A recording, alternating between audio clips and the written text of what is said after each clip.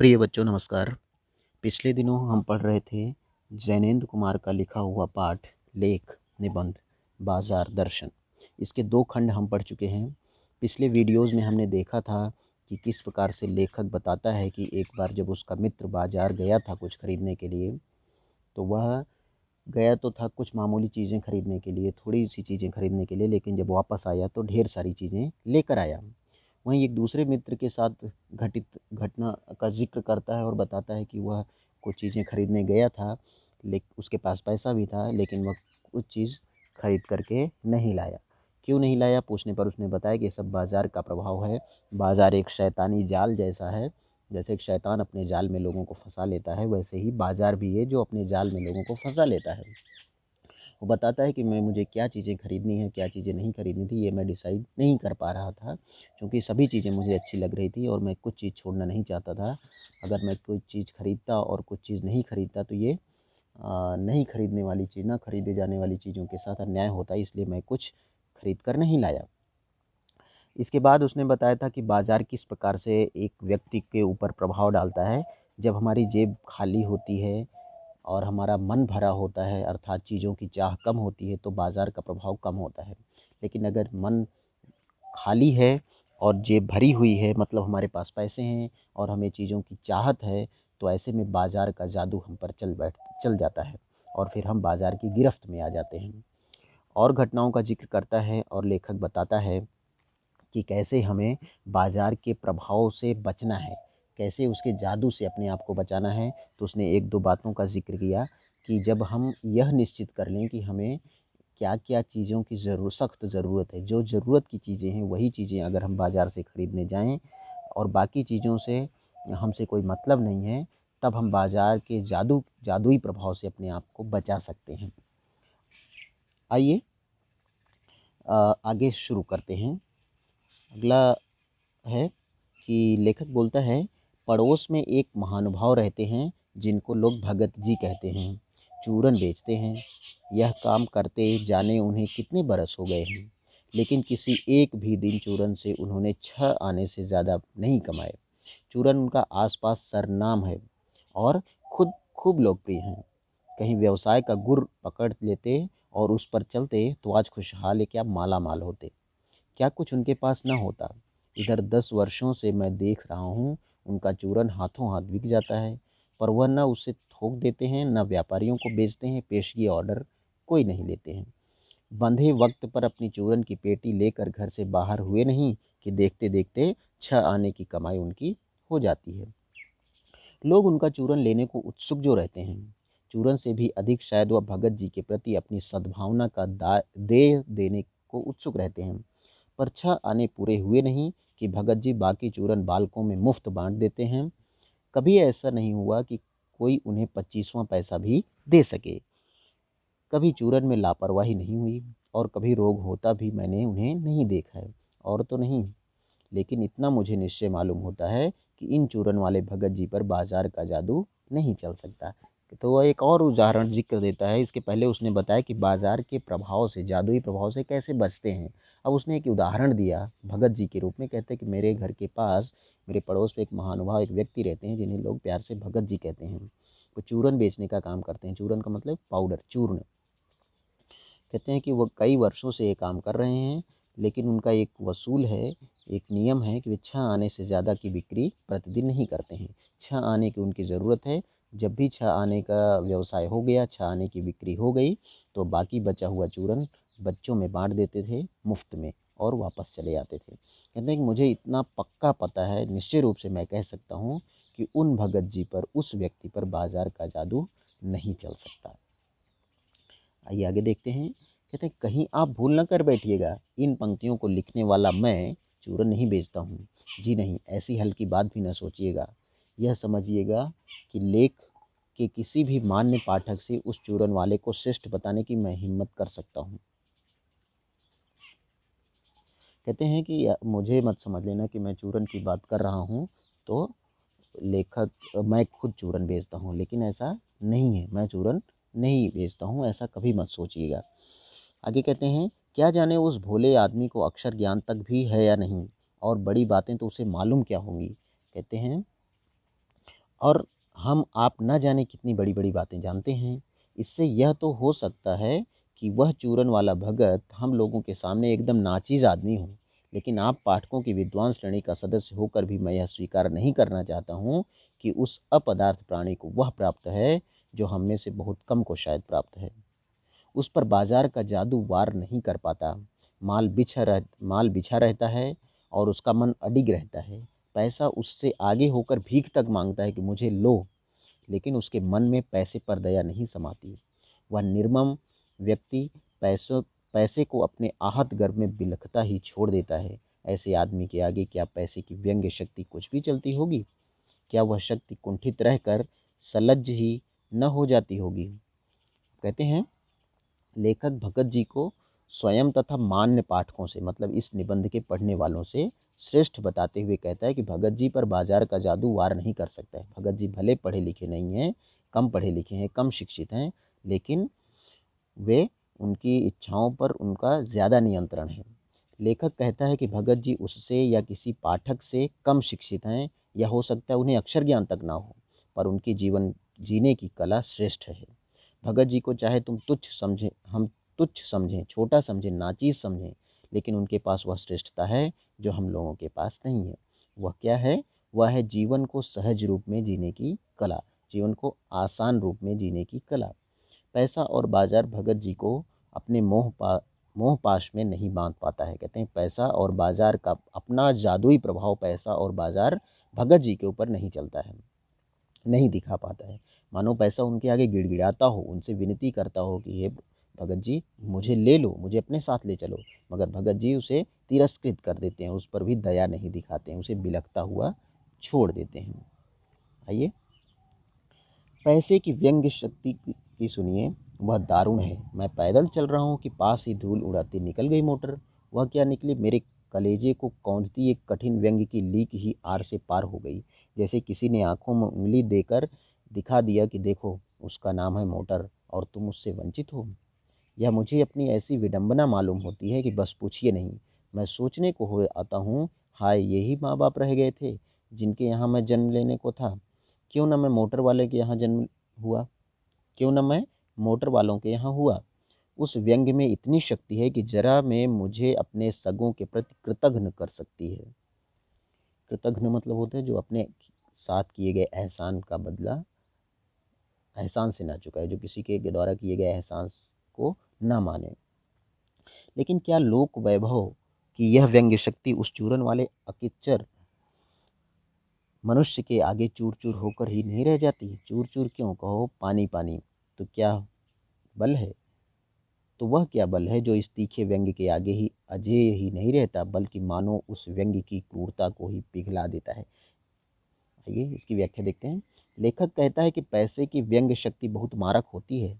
जब किसी के करीब से कोई कार गुजर जाती है तो उसे देखकर वह अनायासी अभाव की एक पीड़ा से भर जाता है। उसके मन में यह विचार उठने लगता है कि यदि वह भी किसी अमीर माता पिता की संतान होता तो उसके पास भी ऐसी कार होती। कहते हैं कि जब हमारे पास कोई बड़ी मोटर कार, महंगी चीज़ें दिखाई देती हैं तो हमारे मन में भी ऐसी भावना उत्पन्न होती है कि काश ये चीज़ें हमारे पास भी होती हैं, हमें भी उसकी ज़रूरत महसूस होती है। आगे कहते हैं लेखक कहता है कि पैसे की व्यंग्य शक्ति आपको अपने माता पिता, भाई बहन या परिवार के किसी वरिष्ठ सदस्य के प्रति कृतघ्न, जो कि ये उपकार को न माने, बना देती है। कहते हैं कि पैसे में इतनी व्यंग्य शक्ति होती है, इतना कुप्रभाव होता है उसका, कि वो हमारे रिश्तों में दरार ला देता है, वो हमें कृतघ्न बना देता है। जिन लोगों ने आपके लिए अपना सर्वस्व समर्पण कर दिया उनके प्रति भी आप शंकालु हो जाएंगे कि मैं क्यों इनके घर में पैदा हुआ। लेकिन पैसे की यह व्यंग्य शक्ति भगत जी के आगे चकनाचूर हो जाती है। कहते हैं कि पैसे में भले इतनी व्यंग्य शक्ति होती है, इतनी मारक क्षमता होती है, इतना शक्ति होती है, प्रभाव होता है कि वह लोगों को कृतघ्न तक बना देता है, रिश्तों में दरार तक ला देता है, अभाव की पीड़ा महसूस करा देता है। लेकिन भगत जी के आगे उसकी एक ना चली, वह पानी पानी हो जाती है उसकी शक्ति। आखिर भगत जी में वह कौन सा बल है, कौन सी ऐसी ताकत है जो भगत जी को अजेय बनाए रखती है कि उन पर बाजार और पैसे का कोई प्रभाव नहीं पड़ता है। उस बल को नाम दो, नाम जो दो, पर वह निश्चय उस तल की वस्तु नहीं है जहाँ पर संसारी वैभव फलता फूलता है। वह कुछ अपर जाति का तत्व है, लोग स्पिरिचुअल कहते हैं, आत्मिक, धार्मिक, नैतिक कहते हैं। मुझे योग्यता नहीं कि मैं उन शब्दों में अंतर देखूं और प्रतिपादन करूं। मुझे शब्द से सरोकार नहीं, मैं विद्वान नहीं कि शब्दों पर अटकूं।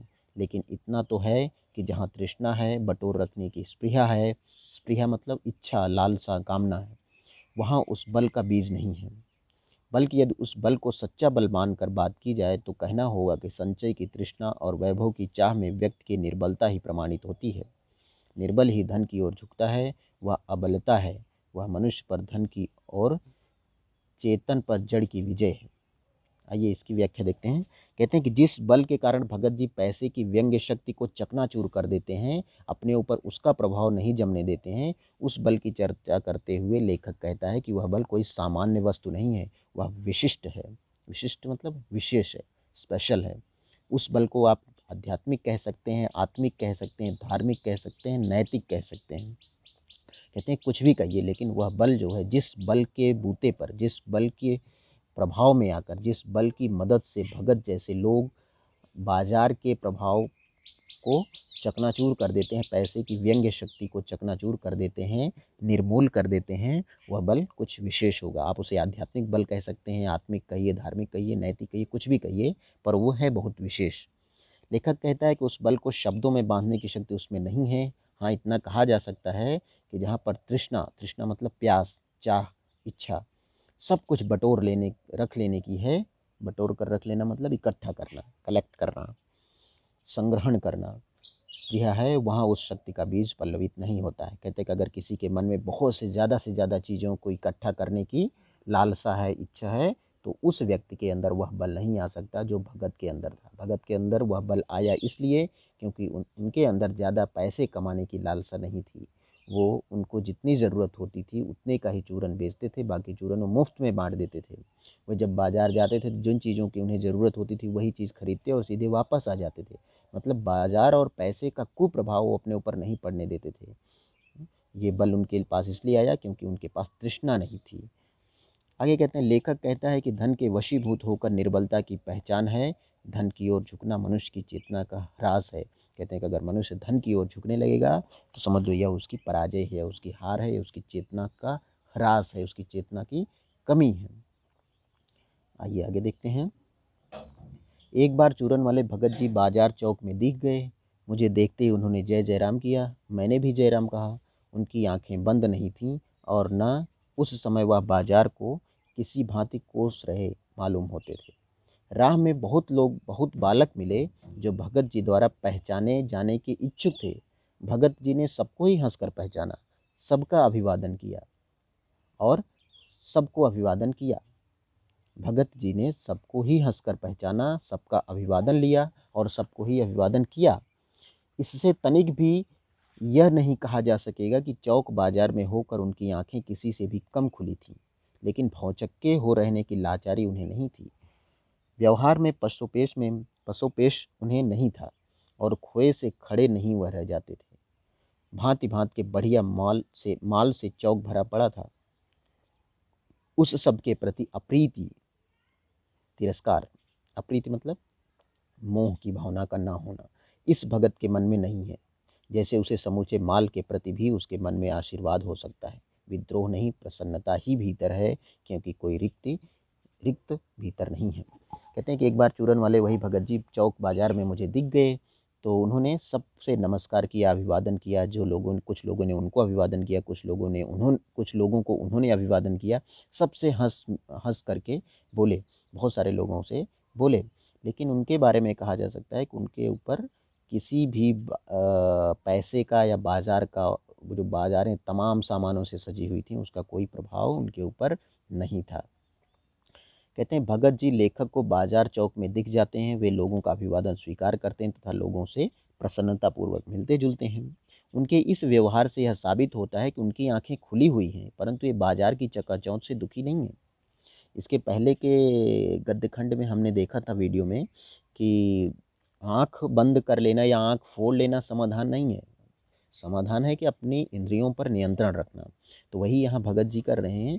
वे बाजार में जितने भी सामान है सबको देखते हैं, लेकिन उन्हें उनके खरीदने की इच्छा नहीं है। वो उसकी चकाचौंध से प्रभावित नहीं होते हैं। वे सहज भाव से बाजार को देखते हैं, अपनी ज़रूरत की चीज़ें खरीदते हैं और प्रसन्नतापूर्वक अपने घर वापस आ जाते हैं। बाजार में सजे हुए माल उन्हें बेचैन नहीं करते। बाजार के प्रति उनके मन में विद्रोह की या क्रोध की भावना भी उत्पन्न नहीं होती है कि बाजार कैसे इतना सजा हुआ है, ये सब धोखा है, लूटने की एक साजिश है।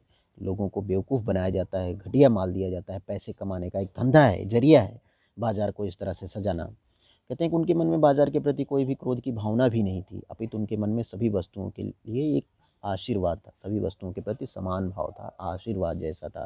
वे नाराज़ नहीं थे, उनके भीतर प्रसन्नता है, अतः वे सर्वत्र प्रसन्नता ही बांटते फिरते हैं। चूँकि उनके अंदर प्रसन्नता है, चूँकि वे प्रसन्न हैं, इसलिए उनको किसी चीज़ से कोई नाराज़गी नहीं है, प्रसन्नता बांट रहे हैं। आइए आगे देखते हैं। देखता हूँ कि खुली आँख तुष्ट और मग्न वह चौक बाजार में से चलते चले जाते हैं। राह में बड़े बड़े फैंसी स्टोर पड़ते हैं, पर पड़े रह जाते हैं। कहीं भगत नहीं रुकते, रुकते हैं तो एक छोटी पंसारी की दुकान पर रुकते हैं। वहाँ दो चार अपने काम की चीज़ लीं और चले आते हैं। बाजार से हठ पूर्वक विमुखता उनमें नहीं है, लेकिन अगर उन्हें जीरा और काला नमक चाहिए तो सारे चौक बाजार की सत्ता उनके लिए तभी तक उपयोगी है जब तक वहाँ जीरा मिलता है। ज़रूरत भर जीरा वहाँ से ले लिया कि फिर सारा चौक उनके लिए आसानी से नहीं के बराबर हो जाता है। वह जानते हैं कि जो उन्हें चाहिए वह है जीरा नमक। बस इस निश्चित प्रतीति के बल पर शेष सब चांदनी चौक का आमंत्रण उन पर व्यर्थ होकर बिखरा रहता है। चौक की चांदनी दाएं बाएं भूखी की भूखी फैली रह जाती है, क्योंकि भगत जी को जीरा चाहिए वह तो कोने वाली पंसारी की दुकान से मिल जाता है और वहाँ से सहज भाव में ले लिया गया है। इसके आगे आस पास अगर चांदनी बिछी रहती है, बड़ी खुशी से बिछी रहे, भगत जी से बेचारी का कल्याण ही चाहते हैं। कहते हैं कि भगत जी जब जाते हैं तो वे बाजार को भले सजा संवरा देखते हैं, लेकिन उनसे उनका कोई मतलब नहीं है।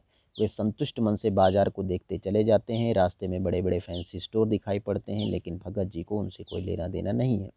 वे एक छोटी सी किराना दुकान में रुकते हैं, अपनी अपने आवश्यकता के अनुसार जीरा और काला नमक खरीदते हैं और वापस आ जाते हैं। यहाँ पर लेखक ये स्पष्ट करना चाहता है कि हमें उन्हीं बाजार से विमुख भी नहीं होना है, बाजार जाना भी है, बाजार के प्रति क्रोध की भावना भी नहीं लानी है, बाजार के प्रति घृणा की भावना भी नहीं लानी है। बस बाजार में हमें ये अच्छे से पता हो कि जिन चीज़ों की ज़रूरत हमें है, बस उसी को खरीदना है और वापस आ जाना है। समूचे बाजार की चमक दमक उन्हें ना तो आकर्षित करती है और ना ही बेचैन। वे जिस संतुष्ट भाव से बाजार गए थे, उसी भाव को लिए वापस आ जाते हैं, क्योंकि उन्होंने अपनी ज़रूरत को समझ लिया है और अपनी ज़रूरत भर की चीज़ें उन्होंने खरीद ली हैं। यहाँ मुझे ज्ञात होता है कि बाजार को सार्थकता भी वही मनुष्य देता है जो जानता है कि वह क्या चाहता है, और जो नहीं जानते कि वे क्या चाहते हैं, अपनी परचेजिंग पावर के गर्भ में अपने पैसे से केवल एक विनाशक शक्ति, शैतानी शक्ति, व्यंग्य की शक्ति ही बाजार को देते हैं। ना तो वे बाजार से लाभ उठा सकते हैं, ना उस बाजार को सच्चा लाभ दे सकते हैं। वे लोग बाजार का बाजारूपन बढ़ाते हैं, जिसका मतलब है कपट बढ़ाते हैं। कपट की बढ़ती का अर्थ परस्पर में सद्भाव की घटी। इस सद्भाव के ह्रास पर आदमी आपस में भाई भाई और सुहृद और पड़ोसी फिर रह ही नहीं जाते हैं और आपस में कोरे ग्राहक और बेचक की तरह व्यवहार करते हैं, मानो दोनों एक दूसरे के ठगने की घात में हों। एक की हानि में दूसरे का अपना लाभ दिखता है, और यह बाजार का बल्कि इतिहास का सत्य माना जाता है। ऐसे बाजार को बीच में लेकर लोगों में आवश्यकताओं का आदान प्रदान नहीं होता, बल्कि शोषण होने लगता है। तब कपट सफल होता है, निष्कपट शिकार होता है। ऐसे बाजार मानवता के लिए विडंबना है, और जो ऐसे बाजार का पोषण करता है, जो उसका शास्त्र बना हुआ है, वह अर्थशास्त्र सरासर औंधा है, वह मायावी शास्त्र है, वह अर्थशास्त्र अनीति शास्त्र है। आइए इसकी व्याख्या देखते हैं। लेखक के अनुसार बाजार को वही सार्थक बनाते हैं जो अपनी आवश्यकताओं को भली भांति जानते हैं। ऐसे लोग सिर्फ अपनी ज़रूरत की ही वस्तुएं खरीदते हैं। फलस्वरूप ऐसे व्यक्ति हीन भावना का शिकार होने से बच जाते हैं, जिनकी परचेजिंग पावर बहुत कम है। ऐसे लोग जो अपनी परचेजिंग पावर के नशे में मात्र अपनी अमीरी दिखाने के लिए ढेरों चीज़ें खरीद लेते हैं, वे समाज में विषमता को बढ़ावा देते हैं। ये लोग बाजार का बाजारूपन अर्थात कपट बढ़ाते हैं। ये लोग ना तो बाजार से सच्चा लाभ उठा पाते हैं और ना ही बाजार और समाज को सच्चा लाभ दे पाते हैं। कहते हैं कि समाज के हितैषी नहीं है, समाज के लिए हितकर नहीं है, जो समाज में विषमता बढ़ाते हैं। इस तरह बाजारूपन बढ़ने से समाज में आपसी सद्भाव कम हो जाता है, ईर्ष्या, द्वेष, वैमनस्य आदि बढ़ने लगते हैं। समाज का ढांचा ऐसा हो जाता है कि एक की हानि में दूसरे को लाभ दिखाई पड़ने लगता है। कहते हैं कि विषमता, असमानता बढ़ने लगती है कि एक को नुकसान होगा तभी दूसरे को फायदा होगा, एक को हानि होगी तभी दूसरे को लाभ होगा। ऐसा बाजार जिससे लोगों की आवश्यकताओं की पूर्ति नहीं होती बल्कि उनका शोषण होने लगता है, वह निंदनीय है। यहाँ पर लेखक ये बताना है, जो आज की मॉल की संस्कृति है, बड़े बड़े फैंसी स्टोर की संस्कृति है, उनके प्रति जनता किस कदर प्रभावित हो चुकी है, किस कदर आकर्षित हो जाती है कि कई बार वह बैंक से लोन ले करके सामान खरीद लेती है। जितनी उसकी ज़रूरतें नहीं हैं वे चीज़ें भी खरीद लेती है। तो इससे क्या होता है, समाज में वैमनस्यता बढ़ती है, विषमता बढ़ती है, और इससे बाजारूपन को बढ़ावा देना। अर्थशास्त्र एक मायावी शास्त्र, कहते हैं कि इस प्रकार के बाजारूपन को, जो समाज में विषमता को बढ़ाता है, जो समाज में ईर्ष्या, द्वेष, वैमनस्य को बढ़ाता है, वह एक मायावी शास्त्र है जो अपनी माया से लोगों को प्रभावित करता है। इस शास्त्र को अनीति शास्त्र घोषित करता है। कहते हैं कि लेखक बताता है कि इस प्रकार का अर्थशास्त्र जो बाजारूपन को बढ़ावा देता है, वह नीति शास्त्र नहीं, अनीति शास्त्र है, जो अनैतिक है पूरी तरह से, क्योंकि वह समाज में सुख शांति के स्थान पर विडंबनाओं एवं त्रास को जन्म देता है, दुख को, कष्ट को जन्म देता है। तो कुल मिला ये पाठ यहीं समाप्त होता है। इस निबंध के माध्यम से लेखक ने हम ये सुझाव दिया है, ये सलाह देने की कोशिश की है कि बाजार से पहली बात तो विमुख नहीं होना है। अपनी पहले हम अच्छे से भली भांति ये समझें कि हमारी ज़रूरत क्या है, जो हमारी ज़रूरत है हम बाज़ार जाएं, उन्हीं चीज़ों से वास्ता रखें। भले बाज़ार में तमाम तरह के सामान बिखरे पड़े हों, सजे संवरे हों, लेकिन हमें उनके प्रति ना तो हेय दृष्टि रखनी चाहिए, ना ही उनसे कोई मतलब रखना चाहिए। बस जिन चीज़ों की ज़रूरत है हमें, जो हमारी आवश्यकताओं की पूर्ति करते हैं, हमें उन्हें खरीदना है और वापस चले आना है। अगर इस प्रकार हम करते हैं तो हम तो खुद संतुष्ट रहेंगे ही, जो सामाजिक समता का जो ताना बाना है वह भी बरकरार रहेगा, समाज में विषमता नहीं बढ़ेगी, सुख शांति लोगों में आएगी। तो यह पाठ यहीं समाप्त होता है। अगले वीडियो में मिलते हैं किसी और विषय के साथ। तब तक के लिए नमस्कार, धन्यवाद।